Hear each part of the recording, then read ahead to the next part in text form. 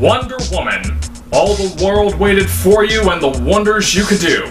And wonders you have done. This is the Photoshop Comic Book Man, and these are my thoughts on Wonder Woman. After its second weekend, Wonder Woman continues to dominate the box office, drawing well-deserved critical praise. I thoroughly enjoyed the film, and while I personally don't think Batman vs. Superman was quite as bad as people said, Wonder Woman definitely raised the bar for the DC Extended Universe. Overall, I thought the cast did a great job. Gal Gadot performed remarkably in the title role. Not only did she look wonderful, but she displayed the emotions of the characters really well. Her urgent desire to save a world torn apart by war, her heartfelt compassion for people devastated by the conflict, and her grief for the loss of innocent people. Her anguish at the loss of Steve Trevor moved me to tears. Her action scenes were fantastic. She really kicked butt, and the scene of her walking up the ladder into No Man's Land was my favorite part of the film. I thought Chris Pine slid easily into the role of Steve Trevor. He portrayed the role of a brave and daring military officer putting his life on the line for others, as he has done already in films such as Star Trek and The Finest Hours.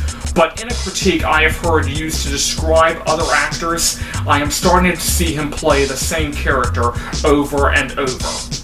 Steve Trevor held his own in the story pretty well. In contrast to other superhero love interests, I felt Steve was just as critical to the plot of this film as the title hero. The rest of the cast played well to the story.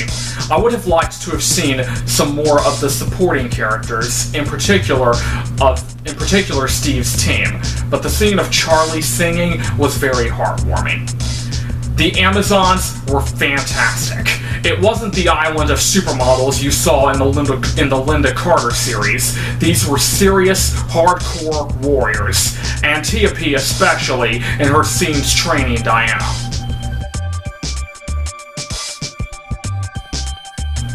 Having a strong interest in history, I was personally excited when I learned this film would be set in World War I, as this past April marked the centennial anniversary of the United States' entry into the war. I thought the film portrayed honorably some of the terrifying aspects of the conflict, including trench warfare and gas attacks. I also thought it was a fitting homage to the effects of armed conflict on soldiers, in that, while the term had not yet been coined, one of the supporting characters, the sharpshooter Charlie, visibly displayed symptoms of post-traumatic stress disorder.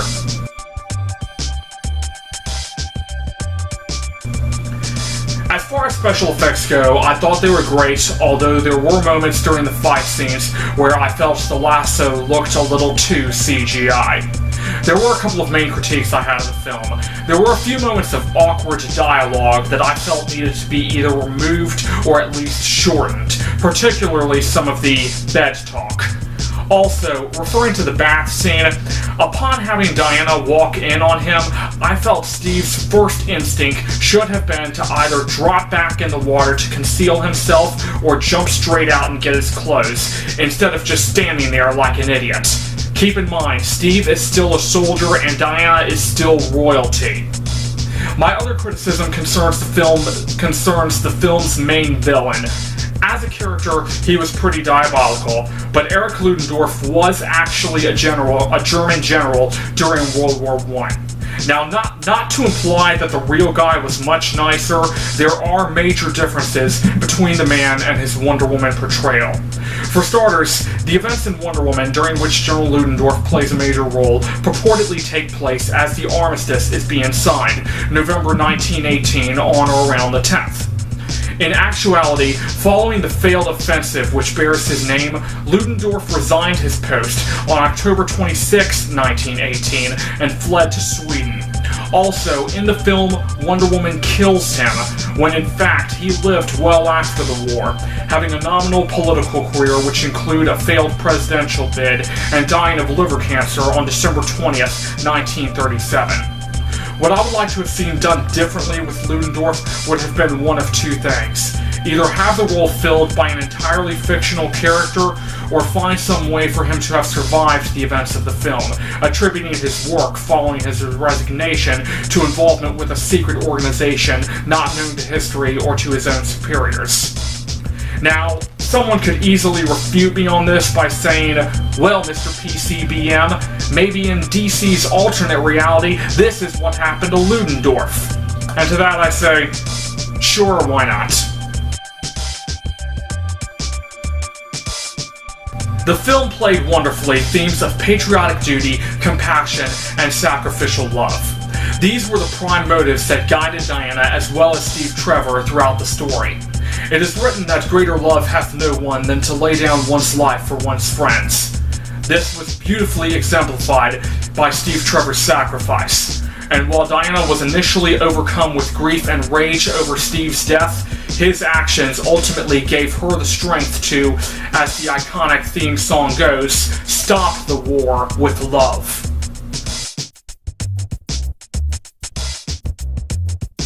In my video review of Man of Steel, I said that I wish the film was longer to counteract the film's fast pace, noting that the original cut was over 3 hours long. And both Batman vs. Superman and Suicide Squad have released extended cuts on DVD. The former especially I've heard get better reviews than the film itself.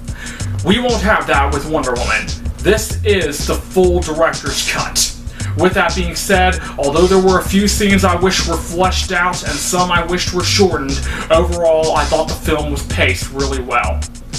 Wonder Woman does a good job standing apart within DC's film universe. In my blog and video post preceding the release of Batman vs. Superman, I made the point that films within cinematic franchises still need to be enjoyable to casual filmgoers who may not have seen the preceding films. Wonder Woman definitely fits that bill. While being a part of the DC Extended Universe, the film stood on its own. You did not need to see Man of Steel or even Batman vs. Superman to enjoy this film. And while some die-hard comic book movie fans may be disappointed that Wonder Woman did not have a post-credit scene, with that point in mind, that may have actually been a good thing.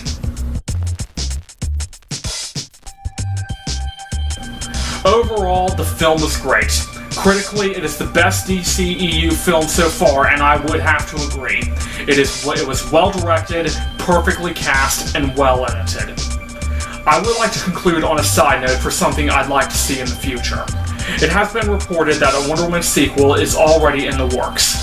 Now, not knowing how things will ultimately work out, if Wonder Woman does have a theatrical appearance next year, or even shortly after, I think it would be fitting, both historically and for her personally, to find a place to inject a moment where she commemorates the centennial anniversary of Steve Trevor's death and the end of the war.